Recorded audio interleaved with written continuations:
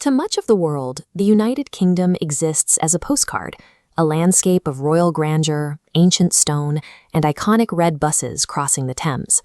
For the hundreds of thousands of immigrants and students arriving each year, daily life operates through a rigid, mechanical reality. Success here requires mastering a specific set of rules.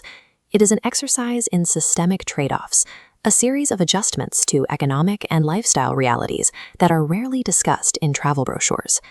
Geography dictates these rules. The entire landmass of the UK fits into the United States 40 times over. It is smaller than the single Canadian province of Alberta. This extreme lack of physical space creates a trade-off ledger.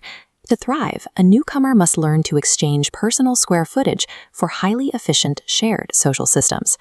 The first adjustment happens in the rental market. Beyond the high competition, renters must navigate systemic hurdles like mandatory energy efficiency ratings, which determine if an older building is even affordable to heat during the winter. Domestic life is significantly more compact here. This chart shows the average British home provides roughly half the square footage of a North American property. This limit reshapes daily routines. Under-counter washing machines and miniature refrigerators are standard, making bulk buying groceries a physical impossibility. Architecture reflects this density. Millions of residents live in terraced housing, sharing adjoining walls in brick structures that often date back over a century. Meteorological data offers another surprise. London actually receives fewer inches of annual rainfall than New York City or Miami. Newcomers are instead often blindsided by the latitude. In the dead of winter, the sun sets by 3:45 in the afternoon, casting the country into a persistent darkness that impacts daily life far more than rain. These small homes in dark winters encourage a specific lifestyle.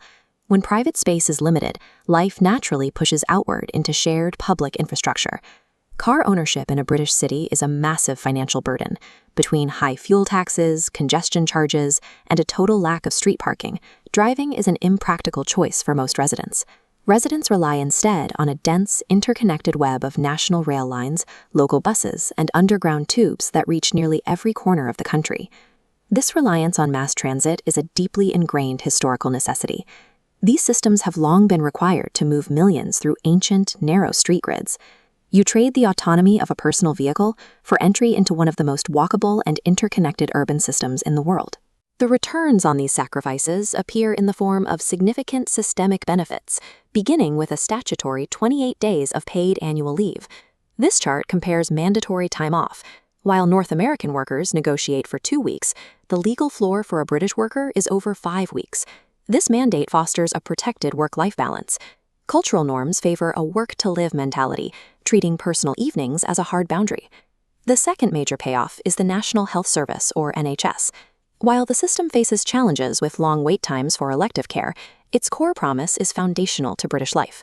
Medical care is free at the point of use, from emergencies to long-term treatments. Taxes are higher and living quarters are smaller, but a medical crisis will not lead to bankruptcy, and you are legally guaranteed the time off to manage your health. Modern British urban life is defined by its diversity, moving far beyond the upper-class monoculture, often portrayed in film and television. Statistics confirm this shift. In major hubs like London and Birmingham, over 1/3 of the population is foreign-born. A strict, unspoken social contract binds this diverse population together. It is visible in rigid queuing, a high regard for personal space, and a nuanced, polite communication style designed to avoid direct friction.